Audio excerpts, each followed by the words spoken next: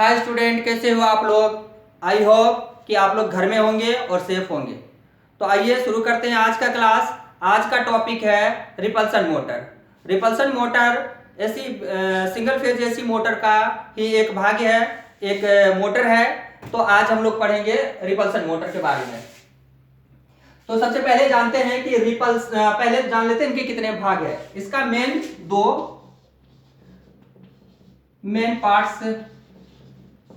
Main parts कितने हैं? To. Main parts to है। एक आ गया आपका स्टेटर, दूसरा आ गया रोटर। स्टेटर जो रुका हुआ भाग हो, स्थिर भाग हो। रोटर जो रोटेटिंग भाग हो, जो घूम रहा हो। जैसे कि आप दिख रहे हैं, ये रुका हुआ स्टेटर का दो पोल दिखा रखा मैंने। ये पोल है इनके दो, और ये है रोटर। हालांकि ये रोटर नहीं है, रोटर के बाहर लगे हुए कम्यूटेटर है। रोटर के बाहर लगे हुए क्या है? कम्यूटेटर है। ये कम्यूटेटर क्या होता है उसके बारे में थोड़ा सा जान लेते हैं। जैसे कि आप जानते हो, ये ड्रम टाइप एक क्या है? रोटर है। मान लो ये ड्रम टाइप एक रोटर है। तो इसमें सेगमेंट कटे होते हैं इस तरह से, और इस पे जो शाफ्ट लगे होते हैं, ये आगे जाकर के इस तरह से शाफ्ट लगे होते हैं। तो शाफ्ट के यहाँ ऊपर में यहाँ क्या सबसे ये इस साइड में हम कह सकते हैं, यहाँ क्या रिंग टाइप से ही लगा होता है। तो रिंग क्या हो गया? एक वलय टाइप से इस तरह से गोल जो था उसे हम कहते थे क्या? रिंग। जब इसी रिंग को कई खंडों में बांट दे, डिस्ट्रीब्यूट कर दे इसको, तो इसे कहते हैं, यानी कि सेगमेंट। इसको कहते हैं छोटे छोटे जो कटा हुआ भाग है, इसको क्या कहते हैं?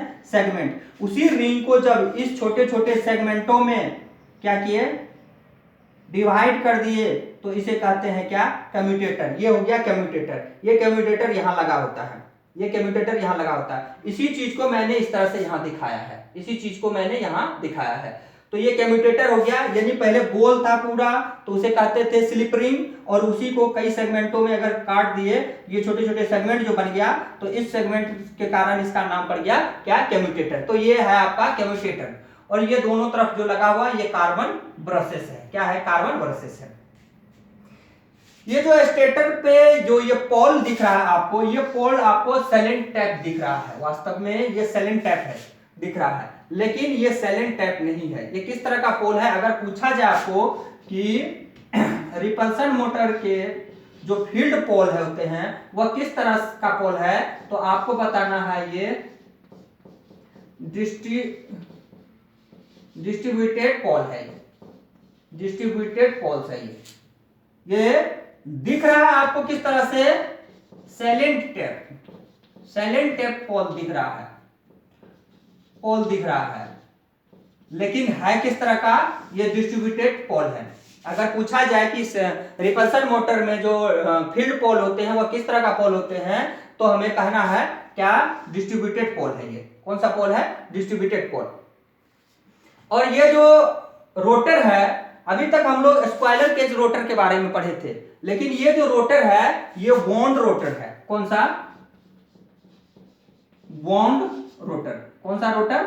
वॉन्ड रोटर। ये वॉन्ड रोटर क्या होता है? इस रोटर के ऊपर भी वाइंडिंग किया होता है। जिस तरह से डीसी मशीन में जब हम बात करते हैं तो इसे कहते हैं आर्मेचर। डीसी मशीन की तरह अगर कहे तो उसमें क्या कहते हैं? इसमें आर्मेचर। इसमें रोटर के ऊपर भी क्या होता है? वाइंडिंग क्या होता है। रोटर के ऊपर भी क्या होता है? इस तरह से वाइंडिंग क्या होता है। इसलिए इसे कहा जाता है वाउंड रोटर। कौन सा रोटर? ये वाउंड रोटर है।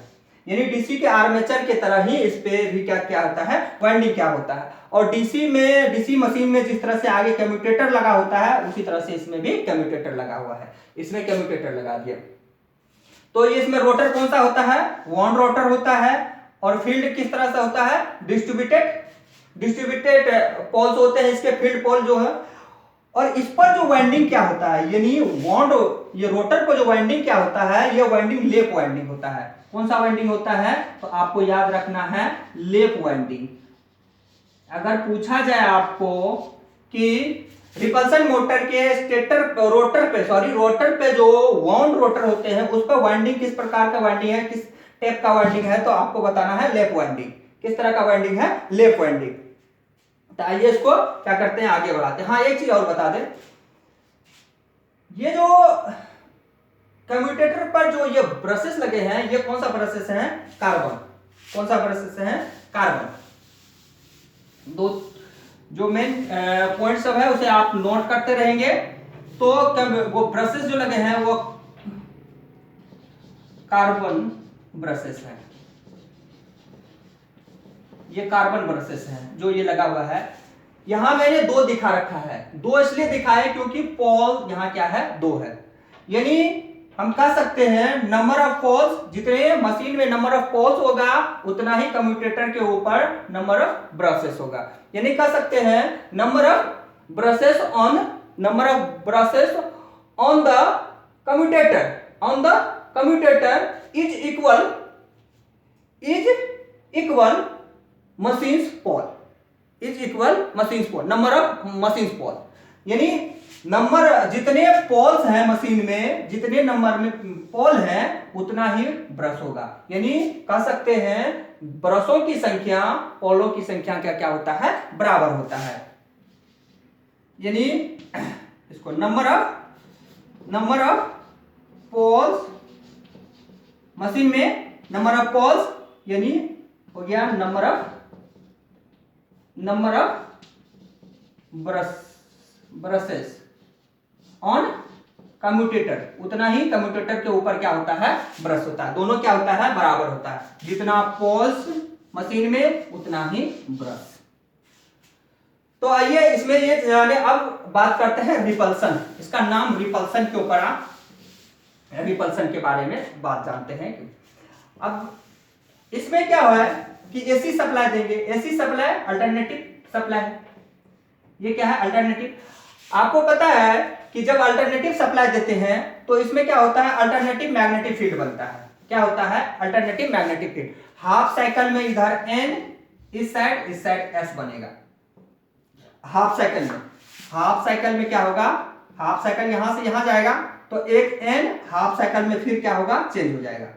हाफ साइकिल में आधा इधर से, हाफ साइकिल में इधर से। तो हाफ साइकिल में इधर एन इधर एस, और हाफ साइकिल में इधर एन इधर एस। ये बात तो आपको पता ही होगा क्योंकि अल्टरनेटिव है। जब ये अल्टरनेटिव है तो ये क्या करता होगा? जब ये एन बनाता होगा, इसको तब तक के लिए हम लोग घेर देते हैं। हाफ साइकिल का बात करते हैं। क्या? हाफ साइकिल का। तो मैग्नेटिक अब लाइन ऐसे चलता होगा, ऐसे चलता होगा, ऐसे चलता होगा, इस तरह से इसका इधर डायरेक्शन होगा। जब एन इधर होगा और एस इधर होगा तो इसका डायरेक्शन ये होगा। जब ये डायरेक्शन होगा तो इसमें जो रोटर के ऊपर जो वाइंडिंग किया हुआ है, आपको पता है कि फ्लक्स उसमें चेंज होगा। रोटर के वाइंडिंग में क्या होगा? फ्लक्स चेंज होगा। जब रोटर के वाइंडिंग में फ्लक्स चेंज होगा तो उसमें क्या होगा? ईएमएफ इंड्यूस होगा। ईएमएफ इंड्यूस होगा क्योंकि ट्रांसफार्मर रूल में हम लोग को पता है कि अगर इसमें अल्टरनेटिव करंट दिए, इधर भी दो पोल्स बन गए, इधर एन बन गया, इधर एस बन गया, और उसके बीच में, उन फ्लक्सों के बीच में अगर कोई कंडक्टर को रखेंगे, मैग्नेटिक, यहां देखो, यहां ये मैग्नेट बन गया, ये एन बन गया, ये एस बन गया, एन से एस मैग्नेटिक लफ लाइन क्रॉस कर रहा है, उसके बीच में अगर कोई कंडक्टर को रखा जाए तो आपको फैराडे रूल से पता है कि इसमें क्या होगा? ईएमएफ इंड्यूस हो जाएगा। इसमें ईएमएफ इंड्यूस हो जाएगा। जब उसमें ईएमएफ इंड्यूस हो जाएगा तो वो ईएमएफ क्या होगा? बाहर, क्योंकि वो लैप वाइंडिंग किया हुआ है तो वो उस वायर के जरिए कहां आ जाएगा? इस कम्यूटेटर के ऊपर। कहां जाएगा? कम्यूटेटर। और ये कम्यूटेटर दोनों क्या हुआ है? शॉर्ट किया हुआ है, शॉर्ट सर्किट किया हुआ है। ये क्या होगा? शॉर्ट सर्किट किया हुआ है। जब इस तरह से ये शॉर्ट सर्किट किया हुआ है तो इसमें क्या होगा? ईएमएफ इंड्यूस हुआ, और ईएमएफ में जब ये शॉर्ट कर दिए तो करंट तो फॉलो हुआ नहीं, उससे करंट फॉलो नहीं हुआ तो एक क्या होता है? इसमें भी फ्लक्स जनरेट हो जाता है। इसमें भी क्या होता है? यानी आर्मेचर कह लो या इसके रोटर कह लो, रोटर में भी क्या होता है? फ्लक्स इंड्यूस हो जाता है। वो फ्लक्स इस फ्लक्स का क्या करता है? विरोध करता है। तो आइए जान लेते हैं किस किस तरह से। सबसे पहले अगर मान लो आप ये पोल, इधर से मशीन के पोल हैं और ये आपका क्या है? रोटर है। ये क्या है? रोटर। अगर आप पोल का ये कार्बन के ब्रश इस तरह से लगा देते हो, इस तरह से कार्बन के ब्रश अगर लगा देते हो और इस तरह से अगर शॉर्ट कर देते हो, ये शॉर्ट कर देते हो, सपोज कर लो इसको, इस तरह से अगर आप क्या करते हो, इसको शॉर्ट कर देते हो, तो ये पोल के साथ कितना डिग्री का ये जो लाइन है मैग्नेटिक लाइन, यानी पोल्स या कह सकते हैं ये जो एक्सिस है, इसके साथ कितना डिग्री का कोण बनाता है, 0 डिग्री का। आपको पता है अगर एक मैग्नेट इधर है, एक मैग्नेट इधर है और इधर, तो इधर सपोज कर लो N बनेगा और इधर S है, एक पोल इधर N है, इधर S है, इधर N है, इधर S है, तो क्या होगा, इस स्थिति में कोई भी रोटेशनल फोर्स इस पे नहीं लगेगा, क्योंकि N को रिपल कर रहा है, S को रिपल कर रहा है, दोनों तरफ से क्या हो रहा है, एक लॉकिंग सा हो रहा है, एक तरह से हम लोग कहते हैं जाम हो जाना, एक लॉकिंग सा हो गया है, एक क्या हो गया है, लॉकिंग सा हो गया है। अगर इस कंडीशन में भी एक और कंडीशन यहां दिखाते हैं आपको, ये N है और ये S है, अगर आप इसको पहले कितना डिग्री पर रखे थे, तो डिग्री 0 था, ये एक्सिस से अगर देखा जाए तो कितना डिग्री का था, तो 0 था। अगर यहां N हो और यहां S हो, पहले दिखाते क्या हॉरिजॉन्टल में, अब वर्टिकल में दिखा रहे हैं, आप क्या दिखा रहे हैं, वर्टिकल। अगर इस तरह से 90 डिग्री, यहां इसके बीच कितना डिग्री का कोण बन रहा है, 90 डिग्री, इसमें भी अगर रखेंगे तो इस पे भी कोई रोटेशनल फोर्स नहीं लगता है। आपको ये मैग्नेट का एक रूल पता है इसके ऊपर, क्योंकि यहाँ कोई भी फोर्स नहीं है और इसका एक्सिस इससे जा रहा है, तो इस यहाँ अगर जो जाएगा तो यहाँ से जाएगा, यहाँ से जाएगा, तो जितना पावर इधर लगेगा उतना ही पावर इधर लगेगा, जितना पावर इधर लगेगा उतना ही पावर इधर लगेगा। तो आप कहोगे किधर घूमेगा, ना तो इधर घूमेगा ना इधर घूमेगा, एक लॉकिंग सा हो गया। इसमें भी सोचो, आप जितना पावर इस पॉइंट पे लग रहा होगा उतना ही पावर इस पॉइंट पे लग रहा होगा, जितना पावर इस पॉइंट पे लगता होगा उतना ही पावर इस पॉइंट पे लगता होगा। बताओ ये किधर घूमेगा, कहीं नहीं घूमेगा। इसको आप अपने से अगर किसी एक पर्टिकुलर भाग में अगर रोटेट करवा दो तो वह रोटेट होना शुरू हो जाएगा, लेकिन ये खुद से नहीं होगा। कौन सा, एक 0 डिग्री के कंडीशन में, दूसरा 90 डिग्री के कंडीशन में, एक 0 डिग्री कंडीशन में और दूसरा 90 डिग्री कंडीशन में, ये कभी रोटेशन इसमें नहीं होगा। इसलिए इसको क्या किया जाता है, ब्रशेस को एक खास एंगल में रखा जाता है, जो कि यहां मैंने दिखाया आपको, ना तो 90 डिग्री है ना ही 0 डिग्री है, एक खास एंगल में लगाते हैं। अगर इसको इस यहां से एन से इस तरह से इस डायरेक्शन में रखते हैं तो ये क्या होता है, एंटी क्लॉकवाइज रोटेशन होना शुरू कर देगा। ये किधर से एंटी क्लॉकवाइज रोटेशनल शुरू कर देगा, रोटेटिंग होना शुरू कर देगा, क्योंकि यहां एन बना, क्या बना, एन बना, और इधर एक एन यहां बना, ये भी एन बन गया, तो ये एस बना, तो यहां ये क्या बन गया, एस। एन को क्या करेगा, रिपेल करेगा, एन को क्या करेगा, रिपेल करेगा, और एस को क्या करेगा, यहां से रिपेल करेगा, तो ये क्या होगा, रिपल्सन के कारण ही रोटेट होना शुरू हो गया। ये क्या होगा, एन, ये पोल एन है तो यहां क्या बनेगा, एन बनेगा, तो ये सारा करंट कहां आ रहा है, इस कार्बन ब्रश के ऊपर, यहां पे आ रहा है, तो एन के बाद एन को क्या करेगा, रिपेल करेगा। यहां अगर एन बना तो उसके अपोजिट साइड क्या बनेगा, एस। यहां अगर ये एन है तो उसके अपोजिट साइड पोल क्या बनेगा, एस। तो यहां जब ये एस है, ये एस है, तो एस को क्या कर रहा है, रिपेल कर रहा है, और एन को क्या कर रहा है, रिपेल कर रहा है। तो एक टॉर्क इसमें क्या हुआ, इंड्यूस हो गया, एक टॉर्क इसमें क्या हुआ, इंड्यूस हो गया। इसलिए इस मोटर का नाम पड़ा क्या, रिपल्सन मोटर, क्योंकि रिपल्सन से ही इसमें टॉर्क जनरेट हुआ है, इंड्यूस हुआ है। ये रिपल्सन के कारण इंड्यूस हुआ है टॉर्क, इसलिए इसका नाम रखा जाता है क्या, इस ब्रश को अगर हम क्या करेंगे, यहां से हटा के यहां लगा दे, इसको यहां लगा दे, तो इसका रोटेशनल क्या होगा, ये रोटेटिंग जो है ये चेंज हो जाएगा। ये अभी एंटी क्लॉक घूम रहा है तो ये क्या होगा, क्लॉकवाइज।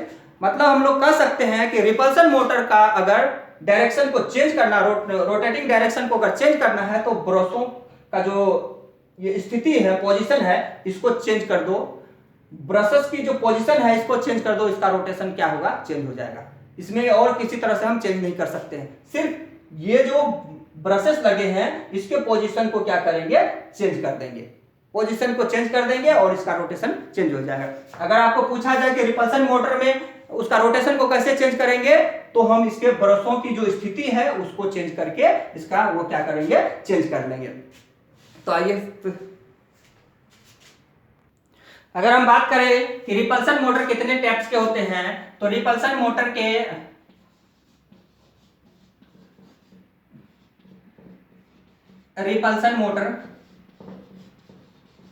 मोटर के कुल 3 टाइप्स आ गए। कितने? 3 टाइप्स। पहला आ गया प्लेन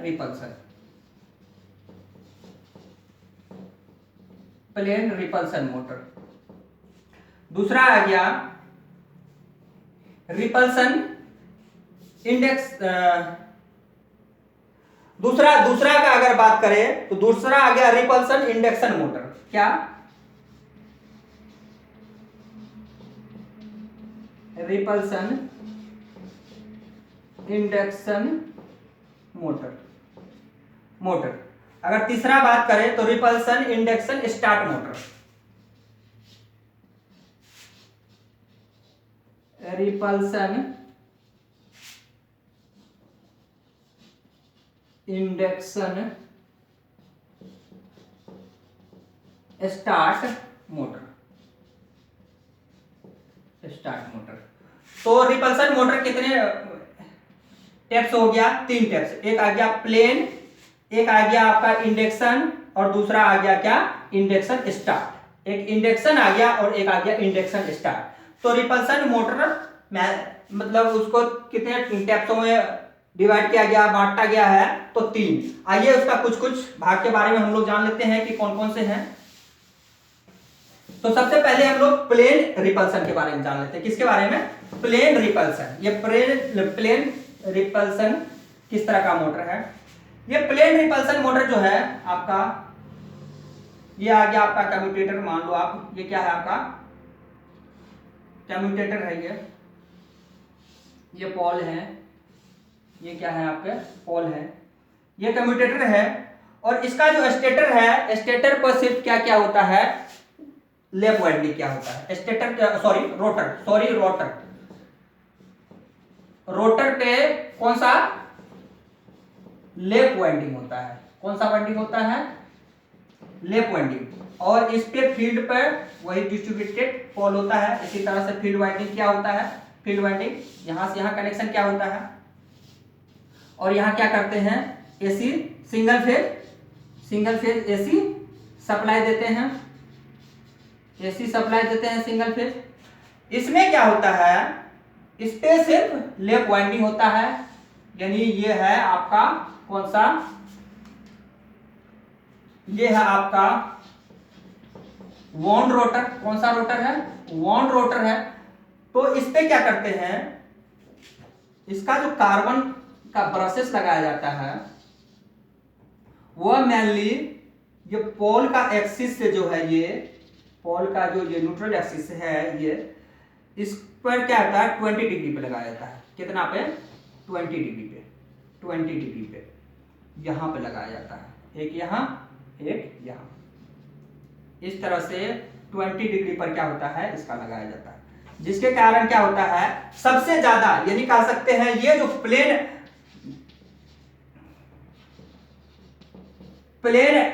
रिपल्सन